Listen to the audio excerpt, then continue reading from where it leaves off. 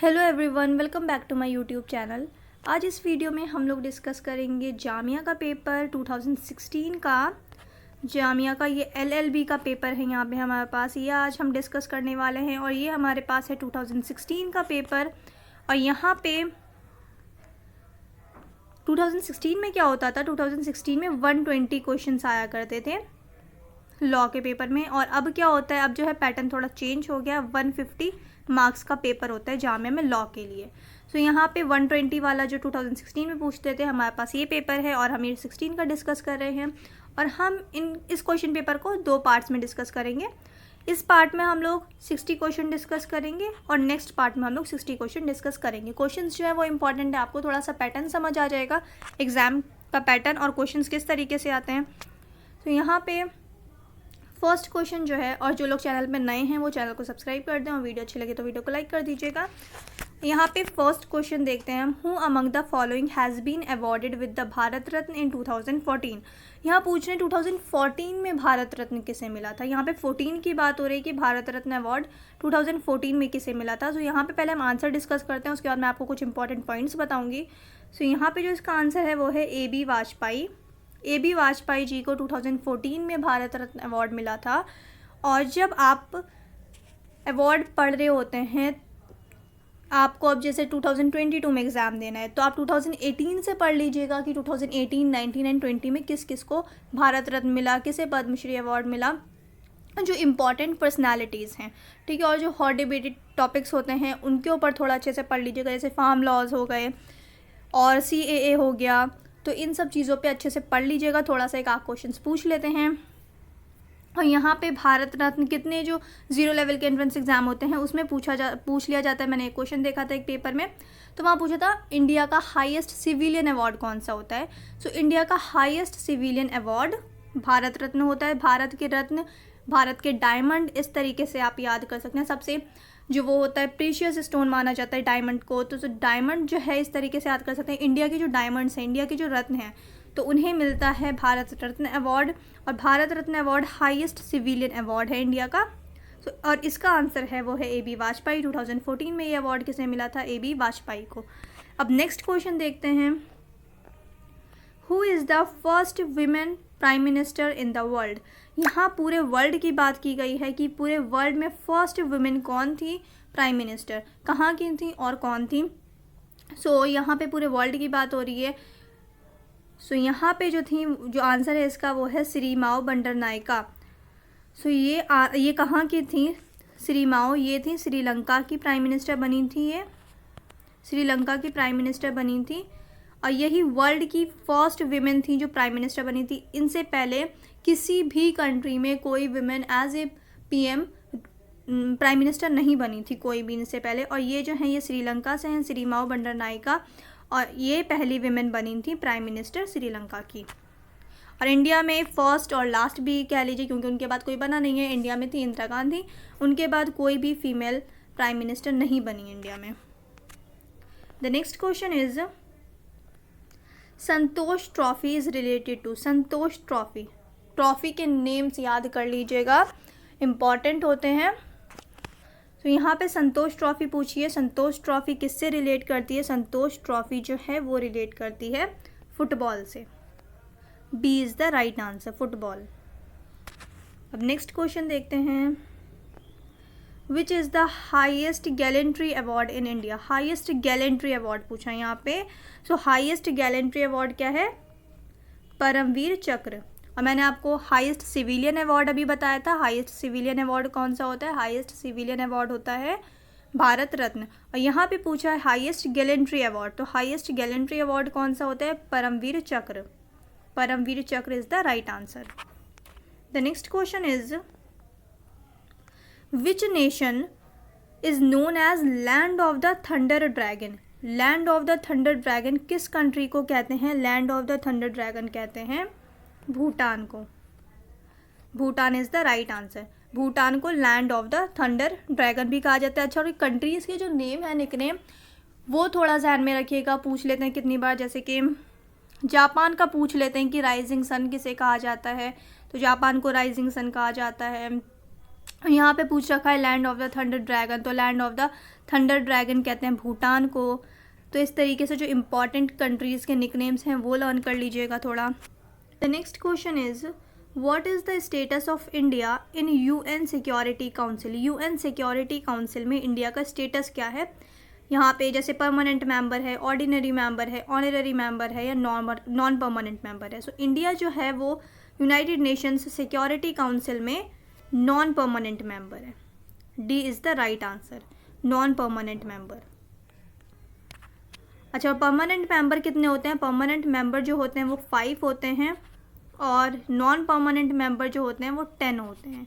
Non permanent member हर 2 साल में क्या होता है, इनका चेंज होते हैं। नॉन परमानेंट मेंबर हर 2 साल में चेंज होते हैं और ये परमानेंट मेंबर चेंज नहीं होते, ये परमानेंट हैं। और इंडिया जो है वो क्या है, UN सिक्योरिटी काउंसिल में। UN सिक्योरिटी काउंसिल में इंडिया नॉन परमानेंट मेंबर है। The next question is what is the full form of RAM in computer. Computer में रैम बचपन से पढ़ा होगा आपने, रैम की फुल फॉर्म। तो रैम की फुल फॉर्म क्या होती है, रैंडम एक्सेस मेमोरी। ये बहुत बेसिक क्वेश्चंस पूछे हैं 2016 में, बट अब जो है पेपर का लेवल बहुत टफ होता है लॉ के पेपर का। और जामिया में अब जितने भी एंट्रेंस एग्जाम है प्रीवियस ईयर के अकॉर्डिंग टफ क्वेश्चंस पूछे जा रहे हैं पिछले 2 सालों से, और इस बार का बहुत ज़्यादा टफ पेपर आया हर सब्जेक्ट का। तो थोड़ा सा जो है वो लेवल हाई कर दिया है जामिया ने पहले के अकॉर्डिंग। तो यहाँ पे ये बहुत बेसिक क्वेश्चन था जो कि अब लॉ में इसकी कोई उम्मीद नहीं है पूछने की, पर ये जनरल नॉलेज का क्वेश्चन है तो हमने यहाँ पे डिस्कस कर लिया। रैम, कंप्यूटर में रैम जो है वो किसे कहते हैं, रैंडम एक्सेस मेमोरी को। B is the right answer. What is the theme of world water day 2016। यहाँ पे 2016 का पूछा है, मतलब ये पेपर हमारे पास हम डिस्कस कर रहे हैं 16 का, और यहाँ 16 का ही पूछा है। अच्छा, ये थीम पूछी है यहाँ पे, तो थीम हमेशा ध्यान रखिएगा जिस साल आप पेपर देने जा रहे हैं उस साल के इंपॉर्टेंट डेज़ की इंपॉर्टेंट थीम्स लर्न कर लीजिएगा, क्योंकि डेज़ की जो थीम पूछते हैं वो पूछते हैं उसी ईयर का जो रीसेंट हुआ रहता है, जो करंट अफेयर्स में रहता है। तो थीम वगैरह जो रीसेंट होता है उससे पूछा जाता है। सो यहाँ पे वर्ल्ड वाटर डे 2016 की थीम पूछी है। सो इसका जो आंसर बताती हूँ मैं आपको, इसका आंसर है वाटर एंड जॉब्स। इसका आंसर है वाटर एंड जॉब्स। ये थीम था किसका, 2016 में वाटर डे का थीम था, वर्ल्ड वाटर डे का थीम था water and jobs. So water and jobs जो है ये थीम 2016 में थी। अगर ये क्वेश्चन अब आ जाता है कि वर्ल्ड वाटर डे का थीम क्या था इस साल 2021 में, 2021 में मैं आपको बताती हूँ और अगले साल का भी आप पढ़ के जाइएगा। 2021 में क्या था, वैल्यूइंग वाटर, वैल्यूइंग वाटर, ये थीम था वर्ल्ड वाटर डे का 2021 में। 22 में आप लोग पेपर देंगे तो 22 का पढ़ कर जाइएगा। यहाँ पे जो है अच्छा, और इम्पॉर्टेंट चीज़ वर्ल्ड वाटर डे की हम बात कर रहे हैं तो वर्ल्ड वाटर डे सेलिब्रेट कब करते हैं world wide. World water day है तो वर्ल्ड वाटर डे 22 मार्च को पूरे वर्ल्ड में सेलिब्रेट किया जाता है। 22 मार्च को होता है world water day. The next question is the book Hindu view of life was written by. ये बुक का नाम है Hindu view of life. Hindu view of life ये किसने लिखी है, तो ये बुक लिखी है डॉक्टर एस राधाकृष्णन ने। Doctor S Radhakrishnan, Sarvepalli Radhakrishnan. So यहाँ पे एस जो है वो सर्वपल्ली है, Sarvepalli, doctor Sarvepalli Radhakrishnan. C is the right answer. Hindu view of life ये बुक लिखी है डॉक्टर सर्वपल्ली राधाकृष्णन ने। The next question is where are the coal reserves largely concentrated in India. India में जो कोल रिजर्व्स हैं वो सबसे ज़्यादा कहाँ देखे जाते हैं, किस वैली में सबसे ज़्यादा कोल रिजर्व्स हैं इंडिया में। So the right answer is Godavari valley. Godavari valley में सबसे ज़्यादा कोल रिजर्व्स हैं इंडिया में। गोदावरी रिवर कहाँ है, गोदावरी रिवर साउथ में है, साउथ में इधर केरला, कर्नाटका, यहाँ पे तमिलनाडु, आंध्र प्रदेश, तो इधर गोदावरी रिवर जो है इधर है यहाँ पे। सो यहाँ पे मतलब साउथ में, बिल्कुल साउथ में जो है गोदावरी वैली, तो यहाँ पे सबसे ज़्यादा कोल रिजर्व्स होते हैं इंडिया में। कोल रिजर्व्स इंडिया में सबसे ज़्यादा साउथ में यानी कि गोदावरी वैली में होते हैं। The next question is world sparrow day is observed on. अच्छा, यहाँ पे डे, एक और डे पूछ लिया, तो डे के ऊपर अगर आपको वीडियो चाहिए होगी तो बता दीजिएगा, मैं स्टैटिक जीके में वो भी करा दूँगी आपको। और कुछ इंपॉर्टेंट टॉपिक्स मैंने अभी डिस्कस किए स्टैटिक जीके में, वो आप लोग जाके देख सकते हैं। एग्जाम के पर्सपेक्टिव से बहुत इंपॉर्टेंट क्वेश्चन है वहाँ पे, उसमें मैंने डिस्कस किए हैं। और यहाँ पे पूछा है world sparrow day. World sparrow day कब होता है? वर्ल्ड स्पैरो डे सेलिब्रेट किया जाता है मार्च 20 को। मार्च 20 को वर्ल्ड स्पैरो डे होता है और मार्च 22 को सेलिब्रेट करते हैं वर्ल्ड वाटर डे। यहाँ पे वर्ल्ड और नेशनल, वर्ल्ड और नेशनल में कंफ्यूज नहीं होइएगा, वर्ल्ड अलग है, नेशनल जो होता है वो अलग सेलिब्रेट करते हैं हम। जैसे अब इंडिया का, अब हम नेशनल एजुकेशन डे अलग दिन सेलिब्रेट करते हैं और वर्ल्ड लेवल पे एजुकेशन डे अलग सेलिब्रेट किया जाता है, तो इसमें कंफ्यूज नहीं होइएगा। यहाँ पे वर्ल्ड स्पैरो डे पूछा है, वर्ल्ड स्पैरो डे सेलिब्रेट किया जाता है 20 मार्च को, और ऊपर हमने डिस्कस किया था वो भी वर्ल्ड वाटर डे था, तो वर्ल्ड वाटर डे सेलिब्रेट करते हैं मार्च 22 को। एक और इम्पॉर्टेंट डे पूछ लेते हैं, एनवायरनमेंट डे। तो एनवायरनमेंट डे सेलिब्रेट किया जाता है 5 जून को। 5 जून को सेलिब्रेट किया जाता है environment day. The next question is cryptology. Cryptology is study of. Cryptology किस चीज़ की स्टडी है? क्रिप्टोलॉजी जो है वो कोड्स की स्टडी होती है। कोड्स की स्टडी को कहते हैं क्रिप्टोलॉजी। क्रिप्टोलॉजी कोड्स की स्टडी होती है। The right answer is D. The next question is green revolution relates to. Green revolution किससे रिलेट करता था? ग्रीन रेवोल्यूशन रिलेट करता था एग्रीकल्चरल सेक्टर से। एग्रीकल्चरल सेक्टर से रिलेट करता था ग्रीन रेवोल्यूशन। लेट 1960s में ग्रीन रेवोल्यूशन हुआ था। और ग्रीन रेवोल्यूशन के फादर ऑफ ग्रीन रेवोल्यूशन किसे कहा जाता है? फादर ऑफ ग्रीन रेवोल्यूशन कहा जाता है MS स्वामीनाथन को। MS, ये क्वेश्चन अक्सर पूछ लिया जाता है। MS स्वामीनाथन को कहते हैं father of green revolution, MS Swaminathan. और ये ग्रीन रेवोल्यूशन था एग्रीकल्चर सेक्टर से, एग्रीकल्चरल सेक्टर से रिलेट करता है green revolution. The next question is who coined the term antibiotics. Antibiotics term जो है ये किसने कॉइन किया था? एंटीबायोटिक टर्म्स जो है ये यूज़ किया था, ये टर्म सलमान वेक्समैन ने। Selman Waksman. The right answer is A. Selman Waksman ने ये टर्म कॉइन किया था antibiotics. The next question is WWW refers to. WWW की फुल फॉर्म पूछी है। मैंने आपसे पहले भी कहा था कि 2016 वाला पेपर पे मत जाइएगा। अब का जो लेवल है पेपर का वो टफ हो गया है और यहाँ पे बहुत बेसिक क्वेश्चंस पूछे हैं काफ़ी सारे। So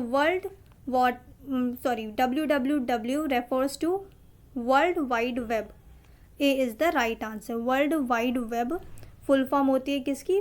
WWW refers to world wide web. The next question is who is the author of the children's book Delhi is not far। ये बुक है Delhi is not far, ये बुक का name है और यहाँ पूछा है कि इसके ऑथर कौन है। सो इसके जो ऑथर हैं वो है Ruskin bond. The right answer is Ruskin bond. The next question is अब बुक्स जो है इंपॉर्टेंट पर्सनालिटीज़ की, जैसे महात्मा गांधी की, जवाहरलाल नेहरू की, BR अम्बेडकर की, और जैसे यहाँ पे रस्किन बॉन्ड की बुक है, तो बुक्स जो है इंपॉर्टेंट। अच्छा, और जो करंट अफेयर्स में बुक्स रही हैं वो भी पढ़ लीजिएगा, क्योंकि बुक्स के भी अक्सर क्वेश्चन पूछे जाते हैं जो कि इम्पॉर्टेंट भी है बहुत। Who is the propounder of Advaita. इसका आंसर है Shankaracharya. The right answer is D, Shankaracharya. Propounder of Advaita Shankaracharya. Next question is the Indian Red Cross society was established in the year. यहाँ पे इंडियन रेड क्रॉस सोसाइटी की बात हो रही है। रेड क्रॉस सोसाइटी जो एम्बुलेंस वगैरह पे जो रेड कलर का ऐसे मार्क देखते हैं प्लस का, वो होता है रेड क्रॉस। सो यहाँ पे इंडियन रेड क्रॉस की बात हो रही है, वर्ल्ड रेड क्रॉस सोसाइटी की बात नहीं हो रही है। तो Indian Red Cross Society establish हुई थी 1920 में। The right answer is B, 1920 Indian Red Cross Society. यहाँ पे इंडिया की बात हो रही है, वर्ल्ड लेवल पे बात नहीं हो रही है। So Indian Red Cross society was established in the year 1920। यहाँ पे जो मोस्ट इंपॉर्टेंट क्वेश्चन बनता है, यहाँ पे मैंने आपको बताया इंडियन रेड क्रॉस सोसाइटी के बारे में, और हमेशा क्वेश्चन पूछ लिया जाता है, बहुत सारे क्वेश्चन पेपर में ये क्वेश्चन पूछ लिया जाता है वर्ल्ड रेड क्रॉस सोसाइटी के बारे में, कि वर्ल्ड रेड क्रॉस सोसाइटी, एक तो फर्स्ट क्वेश्चन जो इंपॉर्टेंट बनता है वो पूछते हैं world red Cross society celebrate कब करते हैं। So world red Cross Society, यहाँ पे वर्ल्ड की बात हो रही है, world red Cross society celebrate करते हैं 8 मई को। 8 मई को सेलिब्रेट करते हैं world red Cross society day. And ये जो है 8 मई को ही क्यों सेलिब्रेट किया जाता है? 8 मई को जो फाउंडर थे वर्ल्ड रेड क्रॉस सोसाइटी के, फाउंडर पूछ लिया जाता है कितनी बार, तो वर्ल्ड रेड क्रॉस सोसाइटी के फाउंडर थे हेनरी डोनेंट। हेनरी डोनेंट जो हैं ये वर्ल्ड रेड क्रॉस सोसाइटी के फाउंडर थे और 8 मई को world red cross day celebrate करते हैं क्योंकि हेनरी डोनेंट का बर्थडे जो है वो 8 मई को होता है। इस वजह से सेलिब्रेट किया जाता है वर्ल्ड रेड क्रॉस डे 8 मई को। 8 मई को world red cross day celebrate किया जाता है क्योंकि वर्ल्ड रेड क्रॉस डे के जो फाउंडर थे, वर्ल्ड रेड क्रॉस डे के फाउंडर थे हेनरी डोनेंट, इनका बर्थडे आता है 8 मई को। इस वजह से ये रीज़न है कि world red cross day celebrate किया जाता है हर साल 8 मई को। और ये जो है, अच्छा यहाँ पे और एक और important question, world red cross day society established in the year, किस ईयर एस्टैब्लिश हुई थी world red Cross society? World red Cross Society establish हुई थी 1863 में। 1863 में world red Cross Society establish हुई थी। और यहाँ पे इंडियन रेड क्रॉस सोसाइटी की बात हुई थी, इंडियन रेड क्रॉस सोसाइटी 1920 में। और वर्ल्ड लेवल पे रेड क्रॉस सोसाइटी 1863 में। इसके फाउंडर कौन थे? इसके फाउंडर थे हेनरी डोनेंट। और हेनरी डोनेंट का बर्थडे आता है 8 मई को, इसलिए हर साल 8 मई को world red cross day celebrate किया जाता है। सो आई होप यहाँ पे मैंने जितने भी इंपॉर्टेंट क्वेश्चंस बताए ये सब आपको क्लियर हो गया होगा। एंड आई होप आपको लर्न भी हो गया होगा अभी, क्योंकि मैंने बहुत बार रिपीट किया है और मैं इसलिए रिपीट करती हूँ बार बार ताकि आप लोगों को यहीं पर लर्न हो जाए। और जब आप कहीं भी ये क्वेश्चन देखें तो आपको हमेशा ध्यान में रहे कि हाँ ये चीज़ मैंने पढ़ी थी। और चैनल को अब तक सब्सक्राइब नहीं किया है तो चैनल को सब्सक्राइब कर लें। वीडियो अच्छी लगे तो वीडियो को लाइक भी कर दीजिएगा।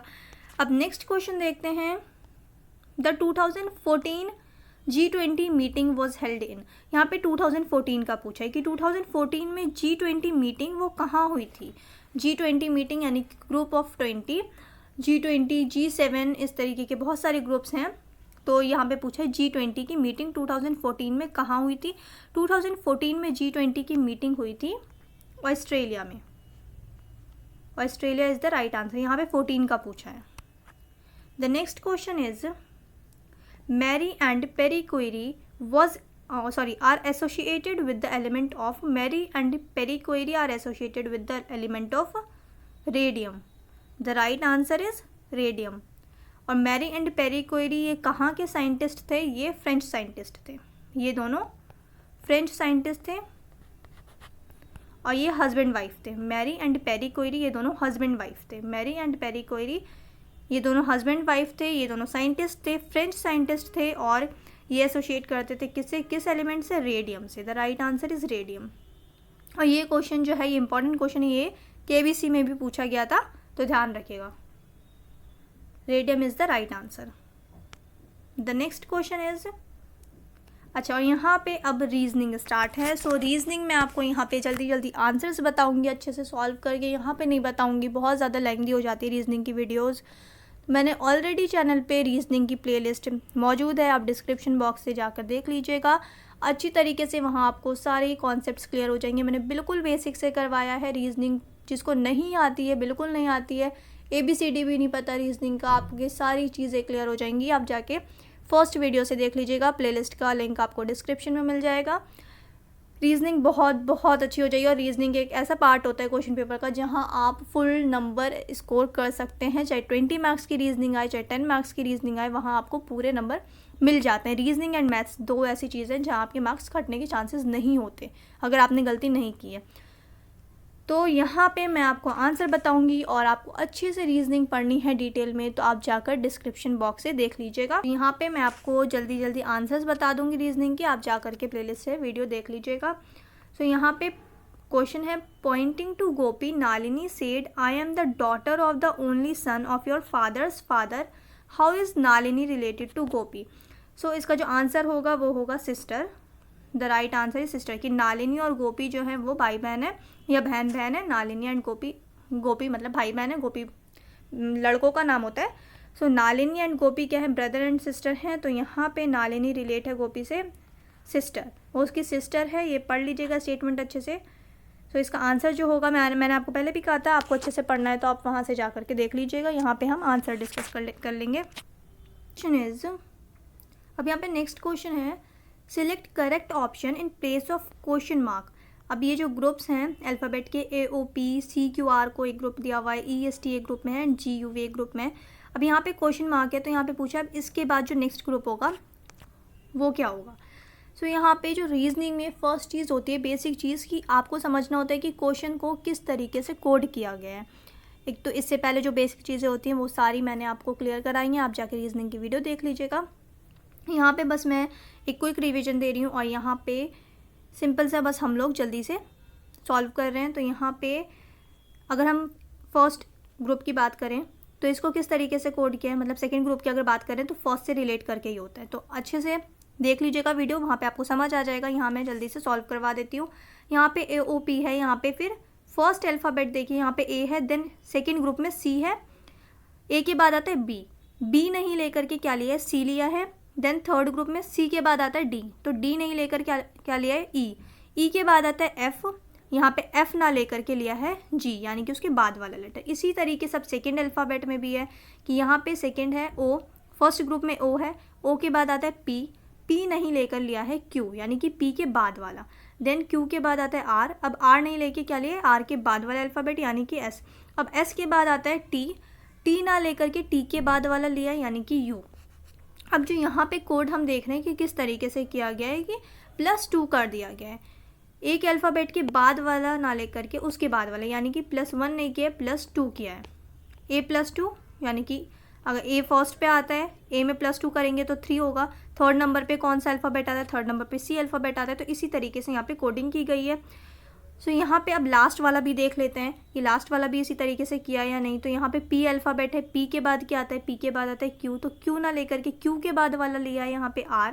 अब R के बाद आता है S, यहाँ पे S नहीं लेकर लिया है T के बाद आता है U, तो यहाँ पे U नहीं लेकर के U के बाद वाला लिया है V। इसी तरीके से अब जो नेक्स्ट होगा वो भी इसी सीरीज़ में होगा, यानी कि G के बाद क्या अल्फ़ाबेट आता है, G के बाद आता है H, तो हम H ना लेकर के H के बाद वाला अल्फ़ाबेट लेंगे। H के बाद आता है I, तो यहाँ पे जो हमारा आंसर बनेगा, आंसर में फर्स्ट होगा हमारा अल्फ़ाबेट I।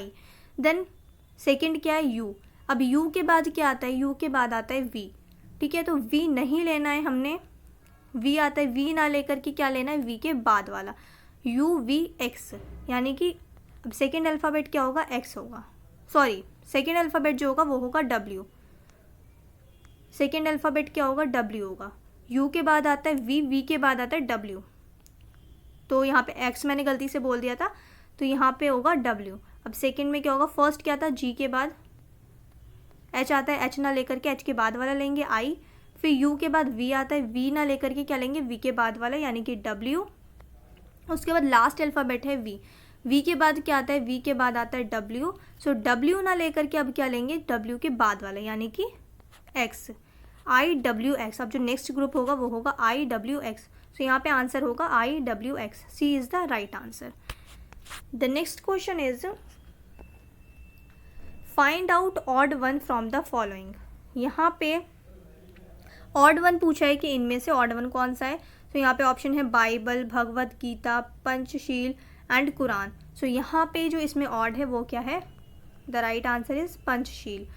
क्यों, क्योंकि Bible, Bhagavad Gita and Quran ये क्या है, ये रिलीजियस बुक्स हैं, ये क्या है, ये होली बुक्स हैं। बाइबल क्रिश्चियनिटी की होली बुक है, गीता हिंदुज़म की होली बुक है एंड कुरान इस्लाम की होली बुक है। पंचशील यहाँ पे कोई होली बुक नहीं है, so the right answer is C. यहाँ पे ऑड वन सिलेक्ट करना था तो इनमें से ऑड है Panchsheel. The next question is HUAGTZFSYERX। अब इसके बाद हमें बताना है कि यहाँ पे क्या आएगा। Then complete the series with the suitable word from the following. So यहाँ पे क्या है, अब इसको किस तरीके से कोड किया गया है, ठीक है। अब यहाँ पे आप देख सकते हैं इसे किस तरीके से कोड किया है, जैसे हमने ऊपर सॉल्व किया था बिल्कुल सेम वही है, बस थोड़ा सा पैटर्न चेंज है। कोडिंग डिकोडिंग में, रीजनिंग में आपको बहुत ज़्यादा सॉल्व करने की ज़रूरत नहीं होती, बस आपको ये पता करना होता है कि कोडिंग किस तरीके से की गई है। क्वेश्चन 2 मिनट में सॉल्व हो जाएगा। तो यहाँ पे देखिए अब यहाँ पे HGFE लिया है, सबसे पहले इनमें देखिए, सबसे पहले जो अल्फ़ाबेट आता है वो ई आता है, देन एफ आता है, देन जी आता है, उसके बाद क्या आता है, एच आता है, ठीक है, ई एफ जी एच। तो यहाँ पे क्या आएगा, यहाँ पे आएगा ई से पहले क्या आता है, ई से पहले आता है डी, ठीक है, D E F G H. यहाँ पे मैं ऐसे सॉल्व करवा रही हूँ, अच्छे से डिटेल में नहीं करवा रही हूँ, इसलिए कह रही हूँ कि आप लोग रीजनिंग की वीडियो देख लीजिएगा ताकि आपके सारे कॉन्सेप्ट्स क्लियर हो जाएं। अब यहाँ पे मैं इतना लंबा नहीं करवाऊँगी, वहाँ मैं ऑलरेडी बहुत मेहनत से मैंने आपको वहाँ सॉल्व करवाने सिखाया था क्वेश्चंस और बेसिक्स भी बताए थे। सो यहाँ हम सॉल्व कर रहे हैं बस। आई होप यहाँ पे भी आपको कोडिंग का समझ आ रहा होगा कि क्वेश्चन किस तरीके से कोड किया गया है। मेरी कोशिश यही है कि यहाँ पे भी आपको समझ आए। सो यहाँ पे अब यहाँ पे क्या है, आर एस टी यू। सो आर एस टी यू, अब आर से पहले क्या आता है, क्यू आता है, आर से पहले आता है क्यू, क्यू आर। सो यहाँ पे अब क्या आएगा, Q, Q R S T U. इस तरीके से कोडिंग की गई, कोडिंग बहुत इजी की गई है। सो यहाँ पे अब है X Y Z, last alphabet X Y Z and A, ठीक है। तो एक्स से पहले क्या आता है, एक्स से पहले आता है W, W X Y Z A, ठीक है। तो यहाँ पे जो आंसर होगा वो होगा D Q W, D Q W. Option में कौन सा है हमारे पास ऑप्शन में C, D Q and W. So I hope ये वाला भी आपको समझ आया होगा कि किस तरीके से यहाँ पे क्वेश्चन को कोड किया गया था और हमने यहाँ किस तरीके से इस रीजनिंग को सॉल्व किया है। बहुत इजी था, बस थोड़ा सा समझने की ज़रूरत थी। सो इसका जो आंसर है वो है सी, डी क्यू डब्ल्यू जो है वो नेक्स्ट ग्रुप होगा अल्फ़ाबेट्स का। अब नेक्स्ट क्वेश्चन देखते हैं, विच of the following is odd among others. इनमें से अब ऑड कौन सा है, इनवाइट, ऑर्डर, कमांड, डिक्टेट। सो कमांड करना, ऑर्डर देना, डिक्टेट करना, ये क्या है, ये तीनों रिलेटेबल है, मतलब सिमिलर हैं एक दूसरे के। और इनवाइट क्या, इनवाइट मतलब इनविटेशन देना। यहाँ पे कमांड क्या, एक तरीके से कमांड भी क्या होता है, एक तरीके से ऑर्डर दे रहे हैं हम, ठीक है, पूछ नहीं हो रहे होते हैं, इनवाइट नहीं कर रहे होते हैं, वो भी क्या है, ऑर्डर के ही हम सिनोनिम कह सकते हैं कि कमांड जो है वो ऑर्डर का ही सिनोनिम है। डिक्टेट भी वही होता है। तो इनवाइट क्या है, इनवाइट इसमें से ऑड है, बिल्कुल ऑड वन है, कौन सा, invite. The next question is soldier, army, student dash, find one suitable word from the following. अब यहाँ पे सोल्जर के लिए आर्मी यूज़ हुआ है। सो यहाँ पे पूछा है कि स्टूडेंट के लिए क्या यूज़ होगा। सो स्टूडेंट के लिए यूज़ होगा क्लास। अब स्टूडेंट के बाद क्या है, यहाँ पे आएगा class. Soldier, army, student, class. The right answer is C. Question is if down is coded as F Q Y P then how will with be coded. यहाँ पे अगर डाउन को कोड किया है एफ क्यू वाई पी से, so with को किस तरीके से कोड करेंगे। तो यहाँ पे मैंने आपको पहले ही बताया कि हमें देखना होता है कि क्वेश्चन को कोड किस तरीके से किया है। तो यहाँ पे हम देखें, यहाँ पे डी है, डी के बाद ई आता है, ई नहीं लेकर यहाँ पे क्या लिया, एफ। तो यहाँ पे क्या है, +2 किया है, देन ओ के बाद आता है पी, पी के बाद आता है क्यू, यहाँ पे भी +2 किया है, डब्ल्यू के बाद आता है वाई, डब्ल्यू के बाद आता है एक्स, एक्स के बाद आता है वाई, यानी कि यहाँ पे भी क्या है, +2 किया है। देन एन के बाद आता है ओ, ओ के बाद आता है पी, यहाँ पे भी क्या किया गया, +2 किया गया। तो इस तरीके से क्या है, डाउन को कोड किया गया, हर अल्फ़ाबेट में +2 किया गया है। इसी तरीके से हम विद को भी देख लेंगे कि इसका कोड क्या होगा। अगर हम डब्ल्यू में देखें, डब्ल्यू के बाद क्या आता है, डब्ल्यू के बाद आता है एक्स, देन वाई। सो एक्स ना लेकर के क्या लेना है, वाई। तो फर्स्ट अल्फ़ाबेट होगा हमारा कोडिंग का वाई। देन आई के बाद क्या आता है, आई के बाद आता है जे, जे के बाद क्या आता है के। तो हम जे ना लेकर के क्या लेंगे, के लेंगे, +2 करना है। तो वाई के, तो इसका आंसर जो होगा वो होगा Y K V G, V J. C is the right answer. Y K V J जो है वो आंसर होगा किसका, वो विद को अगर हम कोड करेंगे तो वो किस लैंग्वेज में करेंगे, वाई के वी जे में। डब्ल्यू में +2 किया हमने, डब्ल्यू के बाद आता है एक्स, एक्स ना लेकर के क्या लेंगे, वाई। देन आई के बाद आता है जे, जे के बाद आता है के। तो हमने के लिया, +2 किया। टी के बाद आता है यू, यू ना लेकर के यू के बाद वाला लेंगे वी। एच के बाद आता है आई, अब आई ना लेकर के क्या लेंगे, आई के बाद वाला यानी कि जे। सो वाई के वी जे। आई होप ये आपको क्लियर हो गया होगा।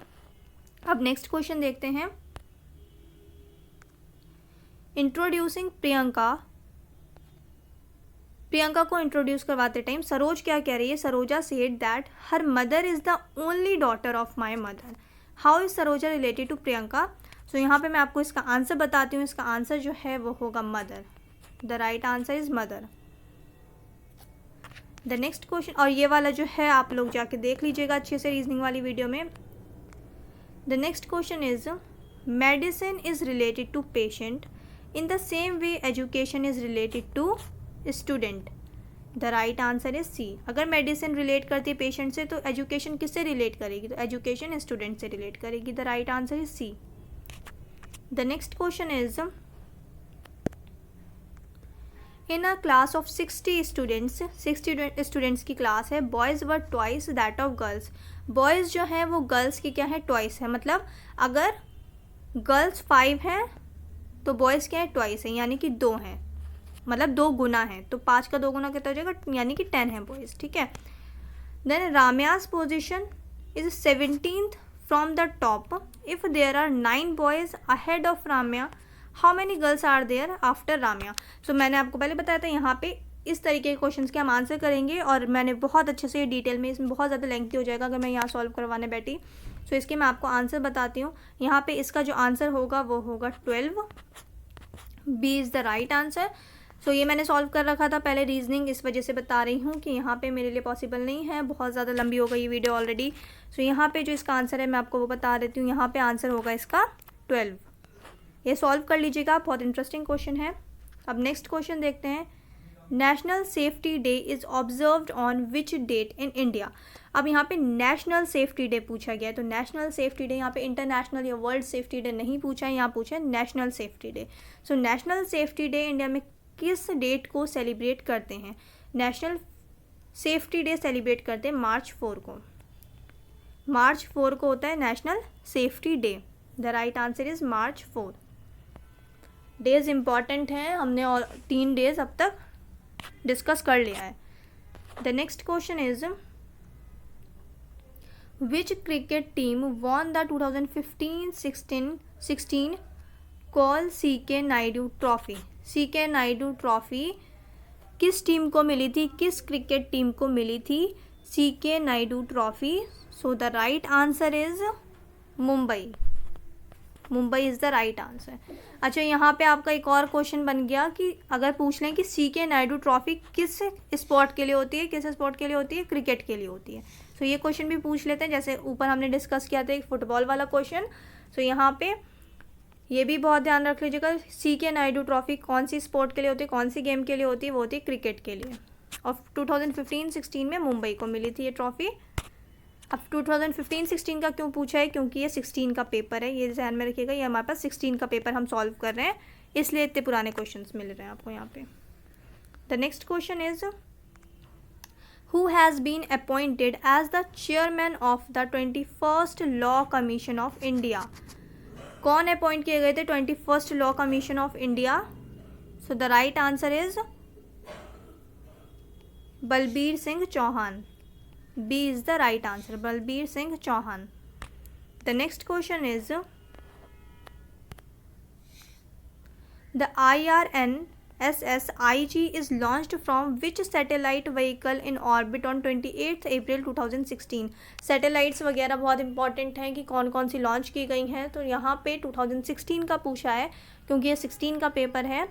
अभी लेटेस्ट वाले पढ़ लीजिएगा। इसका जो राइट आंसर है वो है PSLV C33। PSLV C33. The right answer is D. The next question is who has been appointed as the new director of Film and Television Institute of India. 2016 का question है, यानी कि 2016 का पूछ रहे हैं कि 2016 में director of film and television institute of India किसे अपॉइंट किया गया था? So the right answer is Bhupendra Kainthola. Bhupendra Kainthola. The right answer is C. The next question is which football team has won the 2016 Santosh trophy national football championship title? So इसका जो right answer है वो क्या है? Services. D is the right answer. कि services क्या ये football team है और इसे 2016 में Santosh trophy national football championship title मिला था किस सर्विसेज फुटबॉल टीम को। सो यहाँ पे एक और क्वेश्चन बन गया कि संतोष ट्रॉफी किस स्पोर्ट के लिए होती है? तो संतोष ट्रॉफी होती है फुटबॉल के लिए। तो ये इम्पॉर्टेंट है। Question is which of the following states tourism campaign has backed the prestigious golden city award, golden city gate award? So the right answer is Kerala. Kerala is the right answer. The next question is what is the new name of the LED based domestic efficient lighting program? So यहाँ पे new name क्या है domestic efficient lighting program का? The right answer is Ujala. Ujala is the right answer. The next question is which team has won the 2016 Irani cup cricket title? So यहाँ पे 2016 का पूछा है कि ईरानी कप क्रिकेट टाइटल किस टीम को दिया गया था 2016 में? So the right answer is rest of India. Rest of India is the right answer. The next question is Garuda Shakti 2016 is the joint military exercise between India and which country?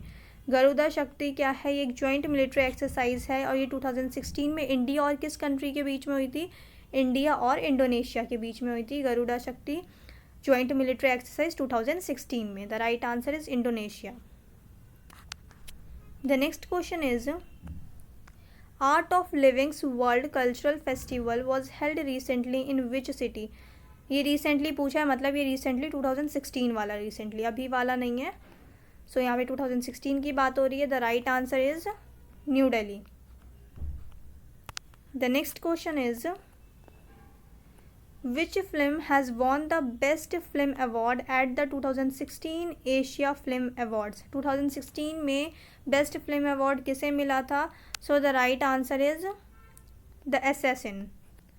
The assassin is the right answer. The next question is who won the best actor award at the 63rd national film awards 2016? The right answer is Amitabh Bachchan. The next question is the 2017 FIFA U17 World Cup football tournament will be hosted by which country? 2017 में FIFA U17 World Cup football tournament किस country ने host किया था? So the right answer is India. किसने host किया था? India ने host किया था 2017 में FIFA U17 world cup football tournament India ने होस्ट किया था. The right answer is India. The next question is the 37th SAARC foreign ministers meet was recently held in which country? Recently मतलब 2016 की बात हो रही है, ये ध्यान में रखिएगा. तो 2016 में 37th सार्क फॉरेन मिनिस्टर्स की मीटिंग हुई थी. सो यहाँ पे जो आंसर है 2016 में किस कंट्री में हुई थी? The right answer is Nepal. Nepal is the right answer. The next question is Indian aviation 2016 event has been recently hosted by which city of India? यहाँ पे रिसेंटली की बात हो रही है, मैं बार बार कह रही हूँ ये 16 का पेपर है तो ध्यान में रखिएगा, अभी वाले में कंफ्यूज नहीं हो जाएगा. यहाँ पे रिसेंटली बात हो रही है 16 मतलब 16 की, अभी बहुत पुराना हो गया, 5 साल पहले की बात है. तो यहाँ पे 2016 की बात हो रही थी कि Indian aviation 2016 event has been recently hosted by, किस कंट्री ने होस्ट किया था, किस सिटी ने होस्ट किया था इंडिया में Indian aviation 2016 event? So the right answer is Hyderabad. Hyderabad is the right answer. The next question is which of the following is the newly introduced fully unreserved superfast train in India? तो यहाँ पे ये जो है ये 2016 का paper है. तो यहाँ पे जो राइट आंसर है वो क्या है? अंत्योदया एक्सप्रेस. यहाँ पे पूछा है विच of the following is in the newly introduced. Newly introduced मतलब ये 2016 में अंत्योदया एक्सप्रेस जो है वो इंट्रोड्यूस हुई थी. Fully unreserved superfast train in India Antyodaya express. The right answer is B. The next question is India's first Aadhaar enabled ATM has been launched by which bank? किस bank ने आधार एनेबल्ड ATM जो है वो लॉन्च किया था? 2016 में लॉन्च हुआ था ये किया था DCB बैंक ने. The right answer is DCB. The next question is the national panchayat raj day is celebrated on which date in India. National panchayat raj day celebrate करते हैं किस डेट को इंडिया में। मैंने आपसे पहले भी कहा था ऊपर कि डेज जो है बहुत इंपॉर्टेंट हैं, उसको अच्छे से पढ़ लीजिएगा। यहाँ पे जो है नेशनल पंचायत डे सेलिब्रेट किया जाता है अप्रैल 24 को। The right answer is April 24। The next question is recently India signed the Kamov helicopter deal with which country. यहाँ पे फिर से रिसेंटली है यानी कि 16 की बात है। सो कमोव हेलीकॉप्टर डील इंडिया ने किस कंट्री के साथ साइन किया था? ये डील साइन की थी इंडिया ने रशिया के साथ। The right answer is Russia. The next question is Apurvi Singh Chandela who qualified for the 2016 Olympics is associated with which sports. तो यहाँ पे the right answer is Apurvi Singh Chandela. ये बेसिकली यहाँ पे पूछा है कि ये किस स्पोर्ट से बिलोंग करती हैं, एसोसिएट करती हैं। So the right answer is shooting. Shooting is the right answer. The next question is which village panchayat has been awarded as the best panchayat in India. India की बेस्ट पंचायत का अवॉर्ड, बेस्ट विलेज पंचायत का award किस city को मिला था, किस पंचायत को मिला था, किस सिटी की, किस स्टेट की पंचायत को मिला था। So the right answer is Balmallupally in Telangana. Telangana में ये विलेज है, बलम अल्लूपल्ली विलेज है तेलंगाना में। तो इस विलेज की पंचायत को विलेज पंचायत अवार्ड मिला था 2016 में, Balmallupally in Telangana. The right answer is C. The next question is which is the India's first digital state. India का फर्स्ट डिजिटल स्टेट कौन सा है? The right answer is Kerala. Kerala is the right answer. Next question is Dev Javia is associated with which sports. So ये देव जाविया किस sport से relate करते हैं? The right answer is tennis. Tennis is the, ये टेनिस प्लेयर हैं Dev Javia. The right answer is tennis. The next question is who is named as the goodwill ambassador for the Indian contingent in the Rio 2016 Olympic games. The right answer is Salman Khan. Salman Khan is the right answer. The next question is who is conferred with the Dada Saheb Phalke 47th award for the year 2015। यहाँ पे 2015 का पूछा गया है कि Dada Saheb Phalke 47th award for the year 2015 में किसे मिला था? The right answer is Manoj Kumar. Manoj Kumar is the right answer. The next question is